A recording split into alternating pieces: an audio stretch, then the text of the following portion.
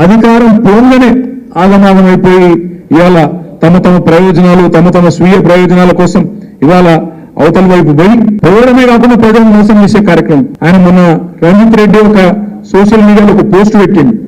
చెన్నై వెళ్ళినట రంజిత్ రెడ్డి మొత్తం పరిశ్రమలు తెచ్చిందట.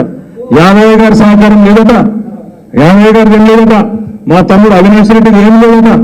మొత్తం రంజిత్ రెడ్డి పట్టుకొచ్చి అక్కడ పరిశ్రమలన్నింటినీ పెట్టించిన అని చెప్పి సోషల్ మీడియాలో చెప్పుకుంటా ఉన్నారు. ఇంతకంటే సిగ్గుచేటు ఇంకోటి ఉంటుందా? దయచేసి మీరు ఆలోచించాలని కోరుతా ఉన్నాం. ఇంకొక మాట కూడా నేను విజ్ఞప్తి చేస్తా ఉన్నాను. ఆనంద్ చెప్పిన మాట ఏదైతే ఉందో, మళ్ళీ రేపు వచ్చి ఇదే పట్నం మహేందర్ రెడ్డి ఇదే రంజిత్ రెడ్డి వచ్చి కేసీఆర్ గారి కాళ్ళు పట్టుకున్న మళ్ళీ పార్టీలకు రానియదు అనే మాట కూడా నేను ఈ సందర్భంగా విజ్ఞప్తి చేస్తా ఉన్నాను. వాళ్ళకు తప్పకుండా బుద్ధి చెప్పవలసిన బాధ్యత మన మీద ఉన్నది. వచ్చి కేసీఆర్ కాళ్ళు పట్టుకున్న మళ్ళీ అధికారంలోకి వచ్చినాక వాళ్ళని మాత్రం మళ్ళీ రానిచ్చే ప్రసక్తి లేదనే మాట కూడా నేను విజ్ఞప్తి చేస్తా ఉన్నాను.